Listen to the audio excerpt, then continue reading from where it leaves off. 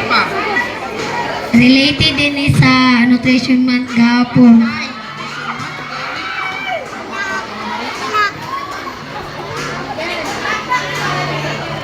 Sige, gitar.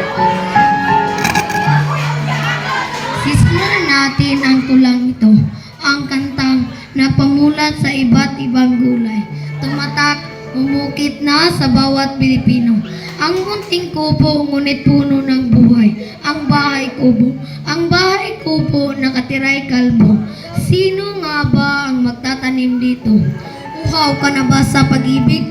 Pues kumain ka ng singkamas na sa bawat nguya mo nito'y makatas.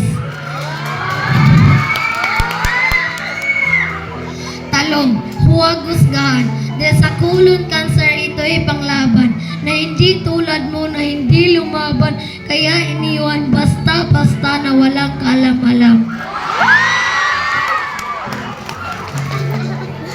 Sigarilyas, pagpatibay ng buto, di tulad ng relasyon niyong walang katibay-tibay, kaya nasira dahil walang umalalay.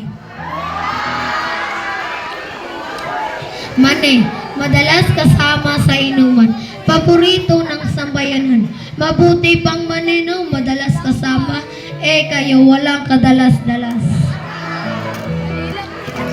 Sitaw, sa lahat ng putahe siya ay kasama, dahil nakikita kanyang mabuting dulot. Hindi tulad niya na bulag sa iyong halaga at tuluyan ka ng limot. Opo, katulad ng kaklase mong sip-sip sa eskwelahan. Sumisip-sip din ito ng kolesterol sa ating katawan. Hindi man nila ang iyong halaga, sumipsip pa sa iba.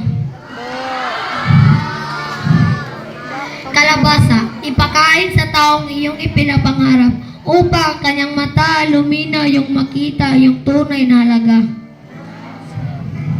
Mustasa, kung titingnan mo parang lantutay, huwag husgan, dahil dulot ito'y iron. Huwag mong igaya sa ex mo, hinusgahan mo na, iniwan mo pa.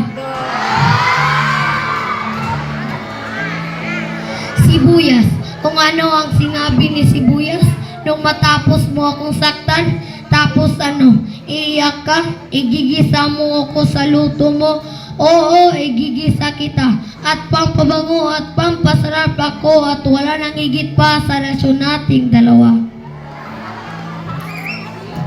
Bawang, mayaman sa putin, sila ni Sibuyas ay always together, at bakit wala pa din forever?